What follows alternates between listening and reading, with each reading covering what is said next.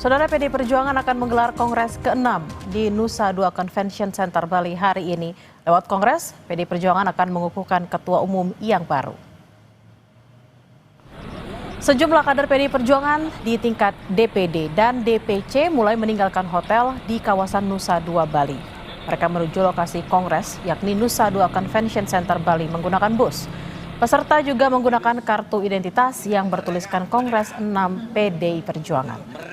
Tema yang diangkat di Kongres ini adalah Satyam Eva Jayate, berderap dalam satu barisan.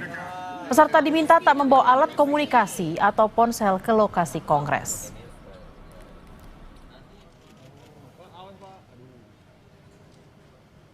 Ketua DPP PD Perjuangan Deddy Sitorus ungkap pesan Ketua Umum PDI Perjuangan Megawati Soekarno Putri di BIMTEK Bali 2025. Mega minta kader solid hingga gali gagasan kader untuk jadi pegangan agar pemerintahan Prabowo Gibran tetap berada di rel yang benar. Hal itu disampaikan Deddy di kawasan Nusa Dua Bali Kamis petang.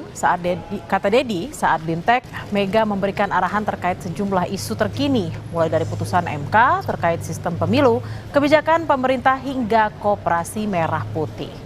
Tak hanya itu saudara, Deddy juga minta kadernya tetap solid, apalagi berembus isu tidak harmonisnya hubungan dua anak Megawati, Puan Maharani dan Prananda Prabowo. Mereka adalah dua orang bersaudara yang menurut saya cukup akrab. Tetapi kan memang keduanya mempunyai domain yang menjadi kesukaan yang berbeda. Kalau Mas Prananda kan kita tahu memang orang yang sejatinya mengabdikan diri untuk pengembangan dan penguatan partai di internal. Kalau Mbak Puan kan memang lebih punya naluri sebagai seorang politisi, mengurusi hal-hal kenegaraan seperti itu ya. Karena beliau kan pernah di eksekutif sebagai menteri, juga sebagai anggota DPR dan sudah 2 periode menjadi ketua DPR RI. Jadi kalau ada yang bertanya itu apakah merupakan sinyal apa gitu, saya kira tidak ada sinyal apa-apa karena mereka memang tidak pernah ada masalah. Tetapi memang kita harus akui memang bahwa ada orang yang berusaha mencari-cari masalah atau mempermasalahkan gitu ya. Nah ini yang sebenarnya juga membuat kita di dalam kadang-kadang bingung. Informasi terkini kita segera bergabung dengan jurnalis Kompas TV Putu Trisnanda dan juru kamera Adini Anissa dari Badung, Bali. Selamat siang Putu, jam berapa Kongres akan dimulai dan apa saja yang akan jadi agenda utama Kongres? Ya, selamat siang Bella dan juga saudara. Sampai dengan saat ini informasi yang kami peroleh, Kongres akan diselenggarakan sekitar siang hari atau menuju ke sore hari, yakni sekitar pukul 14.00 waktu Indonesia bagian Barat. Dan itu nanti akan diselenggarakan di kawasan Nusa Dua, tepatnya di Nusa Dua Convention Center.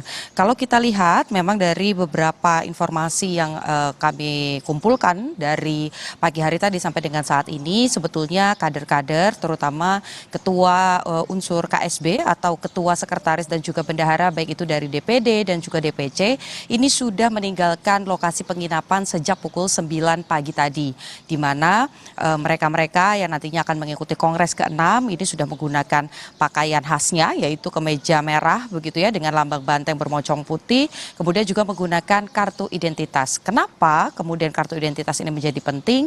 Selain juga sebagai penanda bahwa memang betul mengkonfirmasi yang semula begitu disampaikan bahwa agenda pada tanggal 1 ini hanya konsolidasi internal, tapi dengan adanya ID tersebut atau kartu identitas tersebut menunjukkan memang Kongres ke-6 ini diselenggarakan hari ini tepatnya jam 14.00 waktu Indonesia bagian Barat. Namun kalau kita lihat nampaknya Kongres kali ini akan diselenggarakan dengan terbatas dan juga tertutup. Karena bukan hanya kami, media saja yang juga terbatas aksesnya begitu ya, tapi juga mengingat bagaimana kader-kader ataupun peserta Kongres ini tidak diperbolehkan untuk membawa alat komunikasi ataupun ponsel ketika memasuki hall Kongres nanti yang ada di Nusa Dua ya, Convention Center. Dan nanti juga yang menjadi pertanyaan yang juga patut untuk diikuti Bella dan juga saudara sebetulnya adalah berkaitan dengan durasinya. Biasanya biasanya Kongres PDI Perjuangan dari beberapa periode yang lalu ini bisa terjadi 2 hari, 3 hari. Tapi kalau melihat bagaimana jalannya Rakernas kelima, ini sebetulnya sudah ada 17 poin yang menjadi titipan begitu ya, ataupun juga kesepakatan dari akar rumput, dari tingkat ranting, kemudian juga DPC, DPD, untuk kemudian disampaikan ke tingkat DPP atau di tingkat pusat yang berkaitan dengan rekomendasi-rekomendasi apa saja yang nanti juga akan dibahas di sana. Salah satunya tentu saja mendorong dan juga menetapkan Megawati Soekarno Putri menjadi Ketua Umum PDI Perjuangan lagi di periode selanjutnya, begitu selama 5 tahun ke depan. Selain itu juga sikap partai ini nampaknya akan juga dibahas dalam kongres ini, mengingat kalau kita kutip bagaimana pernyataan dari Deddy Sitorus, Ketua DPP PDI Perjuangan ini kemarin begitu ya, pada saat ditemui di kawasan Nusa Dua, menyampaikan bahwa memang selain pesan-pesan soliditas, ini juga digali gagasan-gagasan dari kader, baik itu tantangan-tantangan di daerah-daerah masing-masing, untuk kemudian bisa menjadi backup begitu ya, atau cadangan rencana untuk nanti diusulkan, dan juga supaya PDI Perjuangan yang saat ini mengambil atau memutuskan berada dan menjadi mitra strategis dari pemerintahan Prabowo Gibran, ini tetap bisa menjaga pemerintahan Prabowo Gibran tetap ada di relnya. Kita tahu di waktu yang berbeda begitu ya, tidak di Bali tapi di Jakarta juga ada isu yang juga menjadi sorotan, di mana Presiden Prabowo Subianto ini memberikan pengampunan atau amnesti kepada Sekjen PDI Perjuangan Hasto Kristianto. Tentu saja ini akan ada eskalasi baru. Jadi kita harus menantikan lagi nanti bagaimana riaknya di Jakarta, apakah nanti keputusan Presiden atau Kepres ini akan dikeluarkan hari ini, kemudian apakah juga Hasto Kristianto ini akan mengikuti kongres hari ini, dan kira-kira selain 2 agenda utama tadi, menetapkan Megawati Soekarno Putri sebagai Ketua Umum, kemudian juga menentukan sikap partai dan juga usulan serta rekomendasi dari PDI Perjuangan sebagai partai dan nanti akan menjadi program kerja selama 5 tahun ke depan, dan tentu saja siapa sosok sekjen, apakah masih tetap Hasto Kristianto atau justru nanti ada nama-nama lain. Kita nantikan, Bella. Baik, kita akan nantikan apakah riak-riak dari Jakarta bisa tiba segera di Bali dan membuat keputusan-keputusan penting terkait dengan apa yang sudah disampaikan oleh Putu tadi.